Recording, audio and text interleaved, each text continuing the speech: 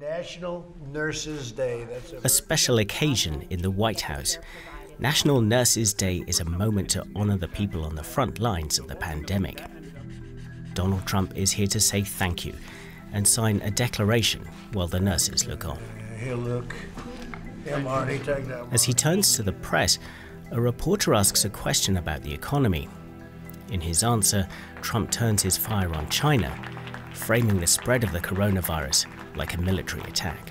This is really the worst attack we've ever had. This is worse than Pearl Harbor. This is worse than the World Trade Center. There's never been an attack like this. And it should have never happened. Could have been stopped at the source. Could have been stopped in China. It should have been stopped right at the source. And it wasn't. Of course, we're all used to Donald Trump mouthing off. That's his trademark. But this is important. This matters to all of us, whether you live here in Europe or anywhere in the world. The two most powerful countries on Earth are slipping deeper and deeper into a profound form of conflict. Some are even calling it a new Cold War. And just like the coronavirus itself, this has the power to define our age. From the military to technology, the economy to political influence, the rivalry between the US and China is intensifying in just about every realm of human existence. Now the outbreak of the coronavirus in China and its spread around the world has taken tensions to a new extreme. I think the China-US relation is probably at a historical low. I mean, since China and the US has established diplomatic ties in the last 4 decades. The current state is very serious, and it's very dire, I think. We're at a point where bilateral tensions are really, really high. I think it's going to be a very dangerous year. And the world is going to have to face up to some very important choices. Well, our European friends need to decide what they stand for. We are allies with America, but that does not imply that we just follow the lead of an incapable leader like President Trump, like sheep. It will be of all of us to realize where our heart is. You know, is it towards business interest or is it towards values? At some point we will have to make a choice. Now, one thing in this story that's so important to emphasize is that this clash between the United States and China isn't just about the coronavirus. The pandemic we're living through right now can seem so all-pervasive, almost as if it's a reset of everything. But these tensions between the US and China have much deeper roots. So in this video, we're not just going to ask what's going on now. We're going to dig down and find out what lies beneath. And finally, we're going to ask, what's coming next? Are we about to enter into a new Cold War?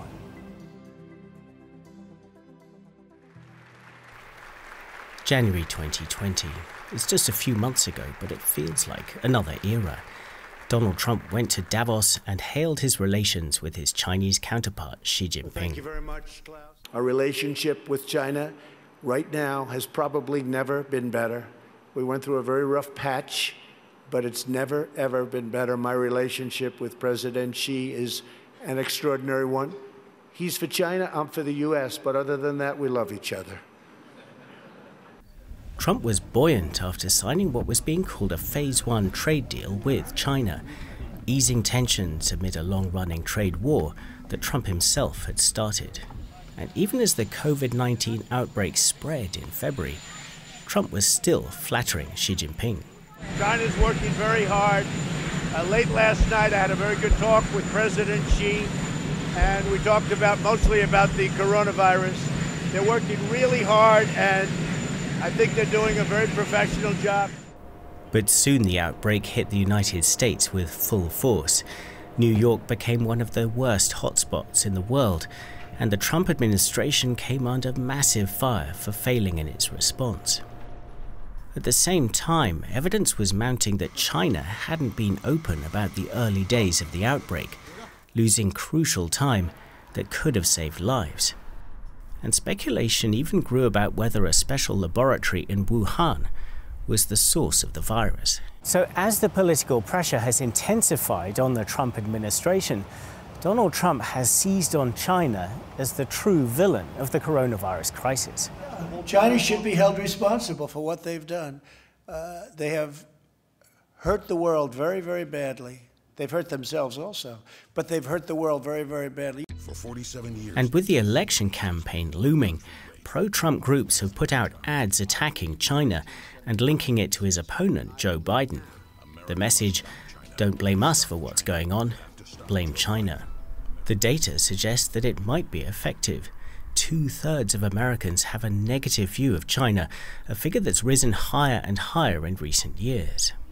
All this is the backdrop to those comments we saw Trump making when meeting those nurses in the White House. This is worse than Pearl Harbor. This is worse than the World Trade Center. There's never been an attack like this. China, for its part, has been firing back. 我们反对的是美国等一些国家企图将病毒溯源问题政治化，迫不及待地要搞有罪推定式的。It's turning into a bitter blame game played by both sides. One thing that I do think is interesting between in this whole blame China strategy is that the Chinese also have a blame US strategy. Melissa Chan reported from China for Al Jazeera for several years before her credentials were revoked. She now works for a number of outlets, including DW News Asia. Some of their diplomats have come out to say and blame the United States as being the ones who created this virus during a military game, international military games that was held in China. They are accusing the Americans of having brought the virus to China, to Wuhan. And so you have this geopolitical spat where both sides are arguing sometimes based on what appears to be unsubstantiated conspiracy theory. We've been speaking to analysts in both China and the US about this, and of course they have very different perspectives. But there's one thing that they do agree on. Relations have never been this bad. Well, I think the China-U.S. relation is probably at a historical low. I mean, since China and the U.S. has established diplomatic ties in the last 4 decades. Wang Huyao heads the Center for China and Globalization think tank in Beijing and has close ties to the Chinese government. There is a wide, consensus actually among the government officials here in China, among the elite, among the business community, that somehow U.S. is turning their back. It's back on China. The current state is very serious, and it's very dire, I think. We're at a point where bilateral tensions are really, really high. Nadège Roland views US-China relations from a transatlantic perspective. She spent 20 years as a China expert at the French Ministry of Defense. Now she's based at a US think tank. She points out that the coronavirus crisis isn't just putting the Trump administration under political pressure, but Beijing too, and that adds to the danger. If there's a prospect of recession in the next few months, then there's always the possibility that the regime will want to deflect the internal pressure on something else. And the possibility of conflict is not to be dismissed, unfortunately. That would be, of course, very escalatory, and the risks will be enormous. All this tension already goes way beyond angry statements and tweets. This has real consequences right now, things that could matter in the fight against the coronavirus. The US pulled funding from the World Health Organization, accusing it of being too cozy with Beijing. It was a dramatic move and an example of how the Trump administration has broken with America's previous global approach to crises like this.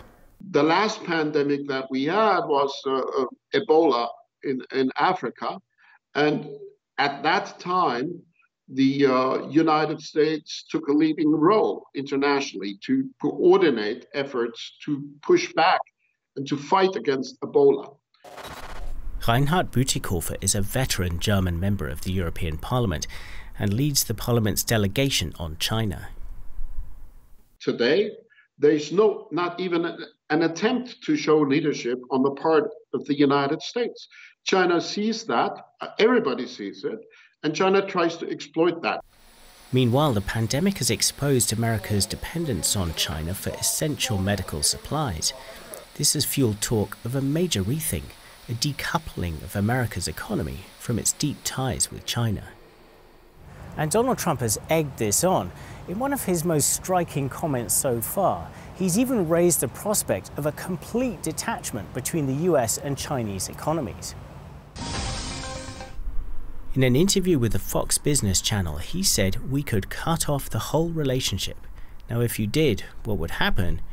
We'd save $500 billion. Trump made no explanation of that figure, but even by his standards, this was a radical thing to suggest.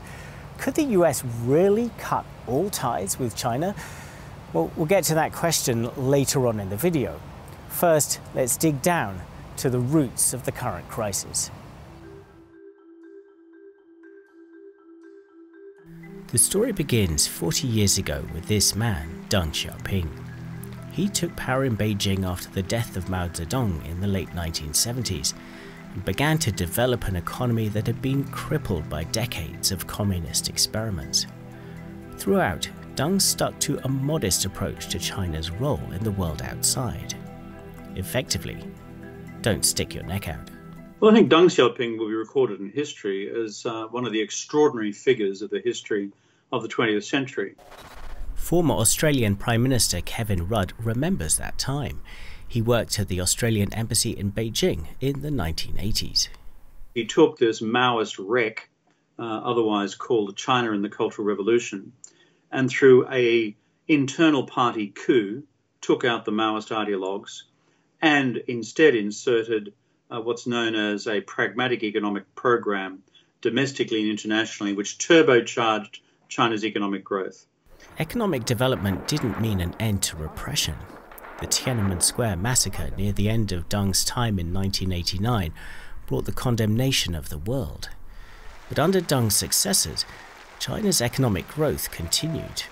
And with the return of Hong Kong from British rule in 1997, it gained a significant new stepping stone into the world economy. And you could see the 21st century so far as the incredible story of China's rise to become a global power. But what's really striking is if you look at a timeline of the last 20 years, there's milestone after milestone where China took a step forward and the United States stumbled.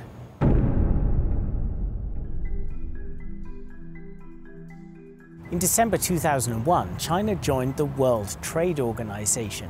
It was the key moment in becoming part of the world economy. Joining the WTO provided a massive boost to growth and investment and triggered a boom in low-cost manufacturing as firms from around the world turned to China. So what was happening in America at the end of 2001? It was reeling from the 9/11 attacks and launching into 2 decades of war that still haven't fully ended today.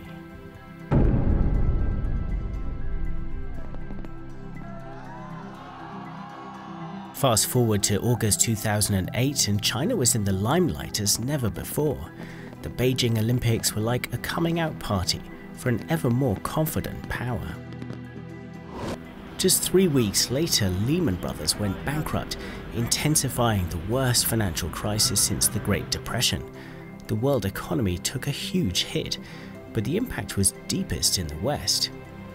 And for the first time, China's economy played a significant role in powering the world back to recovery.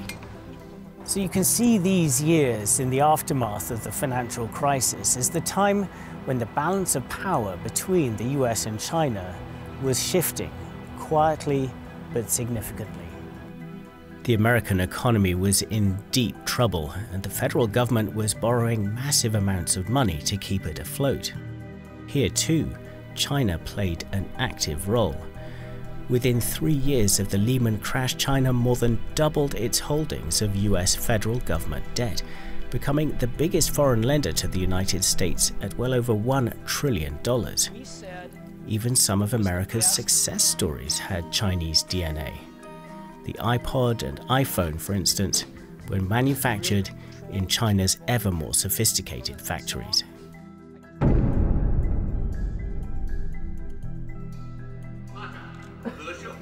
So things were looking pretty good for China when this man became its new leader in 2013, Xi Jinping. He rose to power just as China's economy was overtaking America's in the key measure of purchasing power. Xi Jinping is an absolutely pivotal figure in this story. His accession to power marked the moment that China really shifted up a gear from that primarily economic development that began a generation earlier under Deng Xiaoping to something much more assertive and much more consequential for the rest of the world. In one of his first big speeches, he even spoke of a Chinese dream. 必须再接再厉，一往无前，继续把中国特色社会主义事业推向前进，继续为实现中华民族伟大复兴的中国梦而努力奋斗。 This was a confidence to say that China's success was no accident, that it didn't happen despite being an authoritarian power, but because of it. Government advisor in Beijing, Wang Huyao, says that China's track record against its democratic neighbor, India, proves the point. In the 1980s, China and India was at the same level of economic development. Now China is 5 times ahead of India. So China is doing well. China is doing fine. They just wanted the world to, be a bit more accepting on that, a bit more tolerant. Just a few months into Xi Jinping's time in office, there was another of those moments where you saw America's stumbling just as China moved ahead. For a time in autumn 2013, the US didn't even have a functioning government. American politics had become so divided that Congress couldn't agree on how to fund basic services, so they simply shut down. The American political system was breaking under intense polarization, the fallout from a decade of war and financial crisis. Around the same time, Xi Jinping was in Jakarta, where he announced China's most ambitious project ever. He called it One Belt, One Road, evocatively named after the historic Silk Road trading route. Belt and Road was a monumental plan to connect the infrastructure of China to the rest of Asia and beyond to Europe and Africa. The message, look at what we've built in China, let's bring that to you. The project let loose hundreds of billions of dollars worth of Chinese investment, particularly in developing countries. It was especially attractive to governments with patchy records on governance and human rights, with the signal funding would come without Western strings attached. That meant that China wasn't just exporting infrastructure, it was exporting its way of doing things too. What they're saying, though, is, it worked for us. So you don't have to choose a liberal democracy for your own countries if you don't want to, because our own example proves that you can be somehow like us and be successful too. And not only that, but through the Belt and Road Initiative, we, China, are going to be able to help you grow economically through the distribution of loans or investments. And we're not going to look at your political records or your human rights records or your transparency or your anti-corruption levels in your own country. We're not interested in that.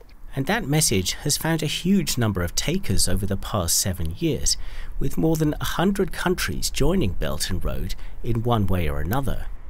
It's creating a growing bloc of nations, many of which have become highly dependent on China for economic growth and development, what you could call a global sphere of influence. China wants to pull smaller and weaker countries into its own orbit and create some sort of Sino-centric sphere of influence. What China wants out of those countries is a level of respect, a level of deference, but this deference and respect is not just symbolic. I think it has real concrete implications. Those implications can be onerous, as Sri Lanka discovered. It's been a hotspot of Belt and Road investment, but as debts to Beijing mounted, it ceded control of a key seaport to China for 99 years. There are fears that similar fates could await governments in other parts of the world. And what's more, that sphere of influence doesn't just have financial implications, they're political too. Because of this enormous leverage, economic leverage that China has over other countries, none of these countries will, or governments will want to go against China's will. You see, it's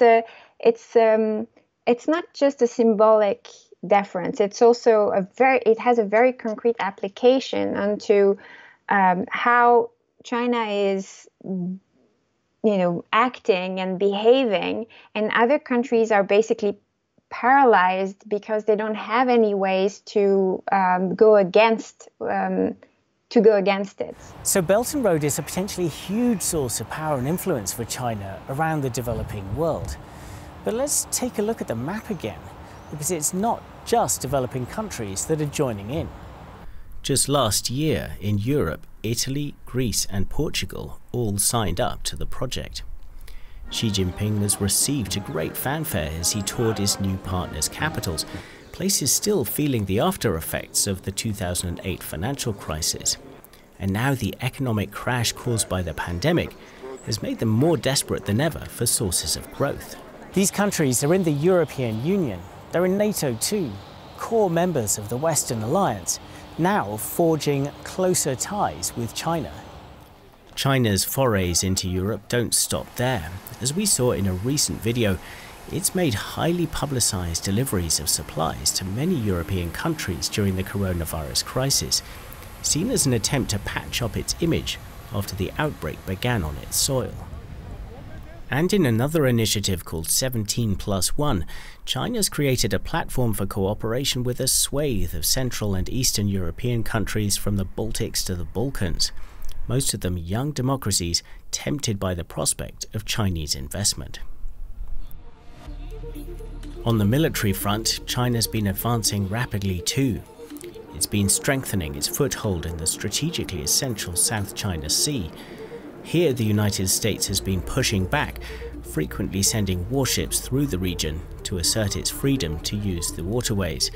But in every realm of military power, China continues to advance. The fundamentals of China's economic power have purchased for it now extraordinary military reach in conventional military capabilities and cyber capabilities, which it didn't have before. What about political development? Are there any signs that China is opening up politically, as it has done economically? Well, here the answer is a very clear no. Pro-democracy protests in Hong Kong have only seen Beijing tighten its grip on the territory, raising concerns that it won't honour the agreements signed when it regained control of the former British colony. And in the western region of Xinjiang, the Muslim minority Uyghur population is undergoing repression on an epic scale, with as many as 1 million people subjected to re-education camps. DW has reported on systematic abuses revealed in leaked documents. Far from opening China's politics up, Xi Jinping has tightened its authoritarian system, and he's consolidated his own power, removing limits so that he could potentially rule for life.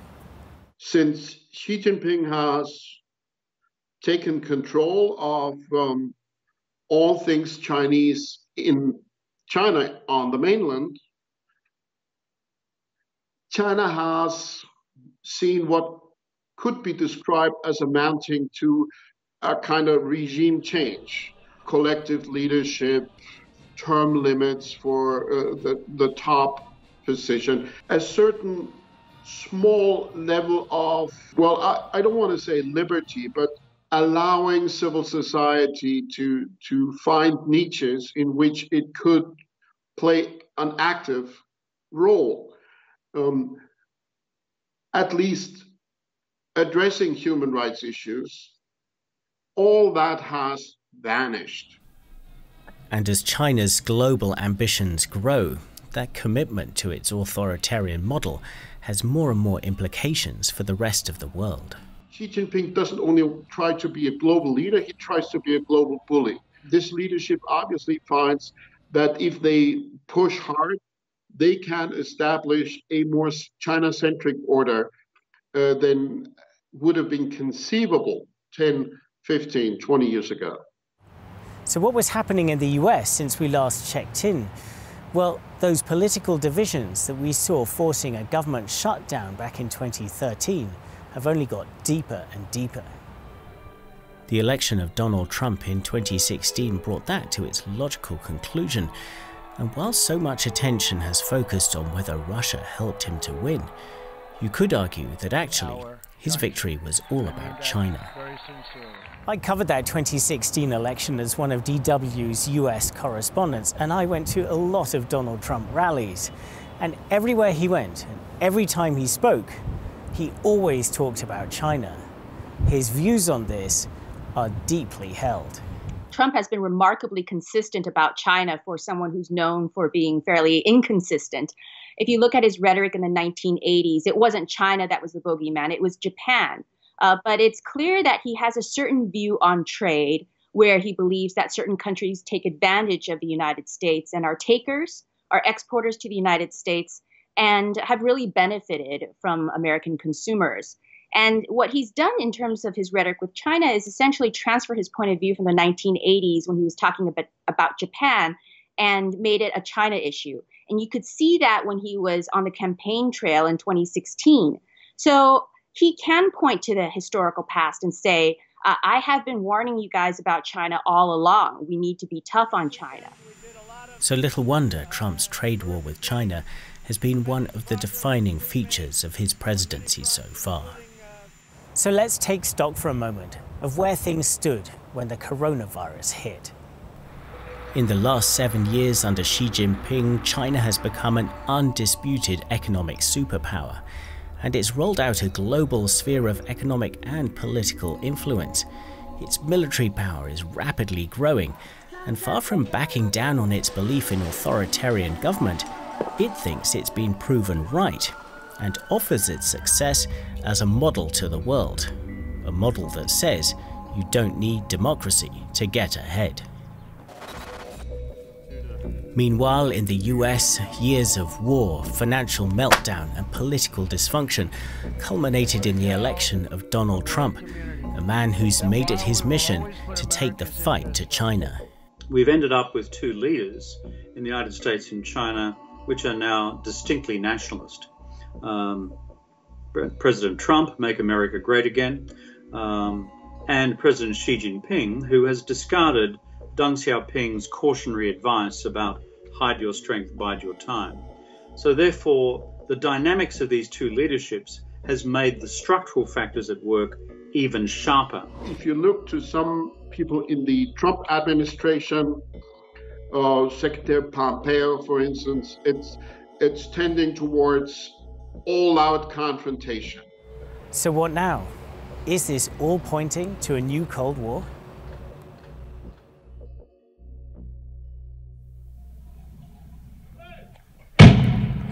It's November 2018. An attack is underway in Karachi, Pakistan.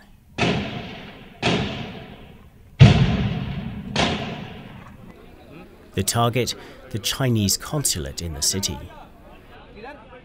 Police blame separatists from the state of Balochistan. There, down on the coast, China is developing one of the most important projects in the Belt and Road Initiative, a giant port complex at the city of Gwadar. The site itself has been the target of attacks too. Gwadar is an absolutely crucial piece of infrastructure for China, a direct foothold in the Arabian Sea, connected all the way to Kashgar in China's Xinjiang region. Why are militant attacks in Pakistan even relevant to our story? Well, think about it. So far we've been talking about Belt and Road as an economic and political initiative. But the more assets China has out in far-flung parts of the world, the more it's going to want to keep them safe. And that's where Belt and Road takes on more of a military dimension. Nadège Roland explains. They're looking at different ways to deal with the security risks. Some of it is, for example, what happened in Pakistan, which is subcontracting the Pakistani army, the Pakistani military forces, specifically to protect the China-Pakistan economic corridor. So you have several thousands of Pakistani soldiers who are devoted to the protection of the workers, the Chinese workers, and the projects along that corridor. So you already have China subcontracting a special division of Pakistan's army. Looking to the future, former Prime Minister of Australia, Kevin Rudd, foresees a more active role for China's own military in protecting Belt and Road, or BRI for short. I think one of the things we have to be very careful in monitoring is what now happens with BRI member states and the extent to which China moves to militarize those relationships. For example, both in Southeast Asia and across the so-called string of pearls, that is maritime bases in the Indian Ocean states, particularly in Sri Lanka, in Bangladesh, but also in Pakistan, and now prospectively in Iran, and already in Djibouti in the Red Sea, where China is beginning to forward deploy naval and air assets. And these are the sorts of assets where Belt and Road could really turn into a staging ground for Cold War-style confrontation with the United States. So under those circumstances, if we begin to see an American pushback in those third country theatres, then it's not a large gap between what we now have, which is an emerging, as it were, diplomatic chasm, for that to become a chasm of assuming more military characteristics. It seems to have so many echoes of the last Cold War between the United States and the Soviet Union, but there is one fundamental difference between then and now. In the 20th century Cold War, the American and Russian economies had virtually no ties with each other. In the 21st century, between the US and China, that is very different. They do a lot of business together. The characterization I've given the US-China relationship in the future of the post-COVID order is Cold War 1.5. And the reason I choose that term is because the one differential between the previous Cold War with the Soviet Union and the current estrangement with the People's Republic of China is the degree of economic interconnectedness between China and the US. That interconnectedness, whether in iPhones or almost any kinds of goods and services, has been a key economic story of the past 2 decades. Decoupling, as the expression goes, would involve massive disruption on both sides. The 70,000 US company has set up in China and generating 700 to 900 billion US dollar revenue a year in China. For example, GM sells more cars in China than the US, and China's Apple largest market outside the US. So decoupling is not that easy. But some decoupling is already happening. The US has banned American firms from working with the Chinese 5G mobile networks giant Huawei.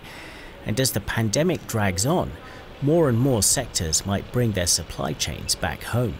If finance gets hit by the decoupling trend too, that could mean a much bigger break. That is starting to unravel, not just in trade through the trade wars, not just through technology, where the United States is taking an increasingly restrictive approach, and not just in 5G, but prospectively in financial markets as well. And if the economic ties and bind unravel, then you begin to look at the characteristics of a Cold War we've been through once before. And Donald Trump is threatening to push down that road of economic decoupling. Remember the interview with Fox Business that we flashed up earlier, where he talked about cutting off the whole relationship with China and said it would even save hundreds of billions of dollars. You can just imagine that becoming a centerpiece of Trump's re-election campaign this year. Bring back all that business from China to rebuild the US economy post-coronavirus and make America great again. As for China, well, over in Beijing, Wang Huiyao says it's ready for anything. The US is forcing decoupling. It's going to first hurt US companies. Second, it's going to help China. It's going to help China to thrive on its own. China will eventually develop its own technology and its system. It may slow it down some time, but eventually it will overcome. This is what a new Cold War could look like, with the US and China severing more and more ties, economic and political, and retreating into their own spheres of influence. The US and its Western allies on one side, and China and Belt and Road on the other. And just like the last Cold War, this could mean that the rest of the world has to decide, which side are you on? This is a nightmare scenario for Europe in particular. Its economy has become even more interlinked with China than America's has. The level of economic involvement is just huge. Germany alone exports more to China than the UK, France, Italy, Spain, and the Netherlands combined. To some on the outside, Europe has just been coasting along. Well, our European friends need to decide what they stand for. Europe's historical policy with engagement with China has been periodically complain about human rights, make as much money as you can, and consign any security policy concerns to the United States and its Pacific allies. The European Union has started to toughen its tone on China. A year ago, it came out with a new strategy paper that described a three-part relationship with China, one based on partnership, competition, but also systemic rivalry. The two sides have been preparing for a major summit on investment between Europe and China later this year, one where Europe wanted to demand a more level playing field for European companies doing business in China. That summit has been thrown up in the air by the pandemic, and there are questions about just how tough Europe will be. On Huawei, for example, the EU has not followed America's lead with a ban. It's just recommended that member states limit Huawei's access to the most sensitive parts of the 5G network. Individual European countries are free to take a harder line if they want to. The German MEP Reinhard Bütikofer says that Germany should do so. Let's check whether, on the basis of national security concerns and technological dependency concerns, it's a smart approach to allow Huawei into the 5G network. And I have long come to the conclusion that this would not be smart. But Huawei is now trying to sweeten the deal, saying it will build a 5G equipment factory in France.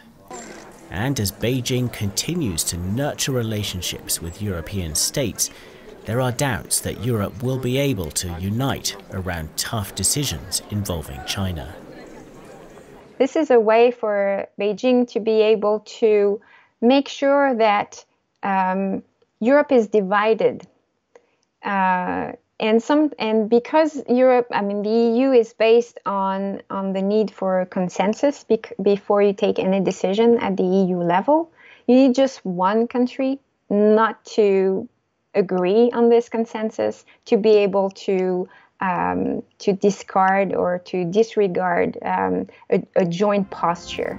In societies and countries where we still haven't fully emerged from the aftermath of the financial crisis of 2008, 2009, these economic opportunities that China is putting on the table can be quite vital.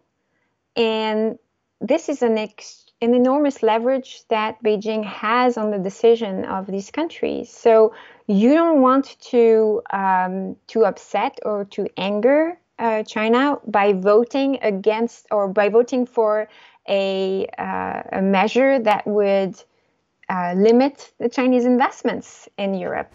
And here's the thing, public opinion here in Europe is also pretty divided.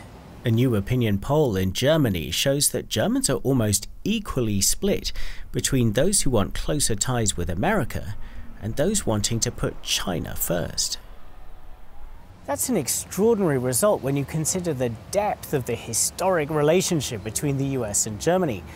But it could get even worse. Donald Trump has made repeated threats to open up a new trade war between the US and the European Union.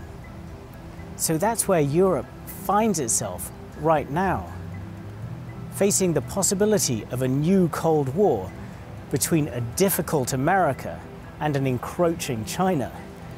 What should it do? As Europeans, I think we're very interested in free trade, and we're very interested in keeping all the lines open and transparent. But how is that going to be still possible in the years to come if China continues to go in the same direction that it has taken for the last 5 years, where you see an increasing closing down, an increasing repression, an increased aggression. I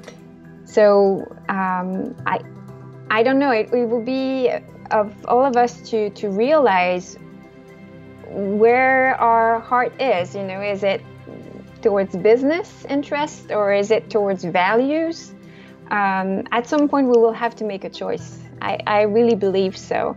We are allies with America, but that does not imply that we just follow the lead of an incapable leader like President Trump, like sheep. We don't believe in restructuring international governance according to the age-old concept of big power confrontation. We insist as Europeans to base international relations on the rule of law, international rule of law and multilateralism. So, and of course, we give much more relevancy to international challenges that would benefit a lot from Chinese contributions. President Trump has never thought about a Chinese contribution to the fight against climate change because in his mind, climate change is a Chinese hoax. And speaking out from Australia, former Prime Minister Kevin Rudd says it's time for like-minded nations to get together and try at least to limit the fallout of whatever's to come. I would, if I were the mainstream Europeans, team up with comparable countries of parallel clout in the international system to support financially and diplomatically these essential institutional pieces of machinery of the system of global governance while the elephants continue to rampage in the living room. This has partly started happening already. The EU led an online fundraising effort to coordinate work to find a coronavirus vaccine. China only sent a junior delegate, and the US didn't even take part. But Kevin Rudd says it is essential to keep multilateral cooperation alive, or at least on life support. Keeping the institutions of global governance afloat and functioning to the greatest extent possible until we re-achieve a form of either strategic equilibrium with China and the United States, or alternatively, a new era of détente is arranged, which defines the areas in which a Cold War will be conducted and not conducted. This is the new world that's appearing on the horizon, a world remade not just by the coronavirus, but by a new type of Cold War.